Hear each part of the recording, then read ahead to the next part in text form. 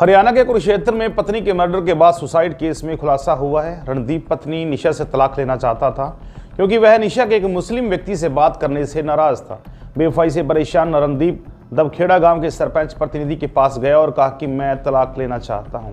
सरपंच ने उसे पुलिस के पास जाने की सलाह दी। यहां से रणदीप सीधा लाडवा थाने पहुंचा। यहां पुलिस अधिकारी उसे नहीं मिले। वह निराश होकर घर लौट आया। 4 जनवरी की रात को उसने सुसाइड करने का फैसला लिया। उसने सुसाइड नोट में लिखा कि उसकी पत्नी के खिलाफ सख्त कार्रवाई की जाए और उसकी प्रॉपर्टी का कोई हिस्सा ना मिले। इसके बाद रणदीप ने जहरीला पदार्थ निगल लिया।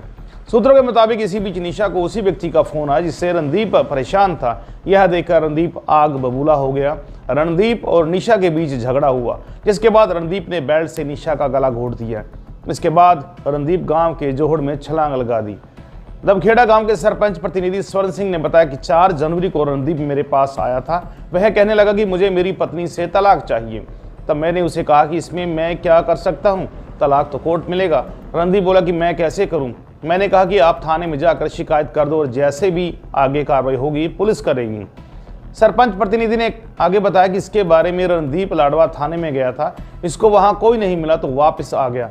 5 जनवरी की सुबह मेरे पास कॉल आई कि रणदीप ने जोहड़ में छलांग लगा दी है। इसके बाद शव बाहर निकाला गया। उसके घर गए तो उसकी पत्नी निशा का भी शव वहीं पर पड़ा था। लाडवा थाने के एसएचओ जगदीश टामक के मुताबिक रणदीप के घर में बेड पर एक सुसाइड नोट बरामद हुआ। रणदीप सिंह ने अपने नोट में लिखा, मैं रणदीप सिंह सुपुत्र श्री अमरजीत सिंह पूरी होशो हवास में यह बयान लिख रहा हूं कि मेरी मौत की जिम्मेदार मेरी पत्नी निशा निवासी अंबाला है। उसके किसी आदमी के साथ नाजायज ताल्लुकात थे। वह उससे वीडियो कॉल पर बात करती है। वह उसके साथ भागने के लिए तैयार है। आगे लिखा था कि वह अपने बच्चों को प्यार नहीं करती और उसे बच्चे मत देना। उसने मेरे जेवर बेचकर सारे पैसे उस आदमी को भेज दिए। वह आदमी मुझे धमकियां देता है, पैसे मांगता है और वह व्हाट्सएप पर बात करता है। वह कोई मुसलमान है और वह मुझसे तलाक मांग रही है। मेरे मरने के बाद इसे बच्चों को मत देना, वह उन्हें भी मार डालेगी। यह सब झूठ बोलती है। यह घर से भागकर उससे मिलती है और झूठ बोलती है। यह कहना नहीं चाहती। आगे कहा कि मेरी मौत की जिम्मेदार यही होगी। इसके ऊपर सख्त कार्रवाई हो। यह मेरे रिश्तेदारों और मित्रों को धमकी देती है। इसके पीछे कोई नहीं है।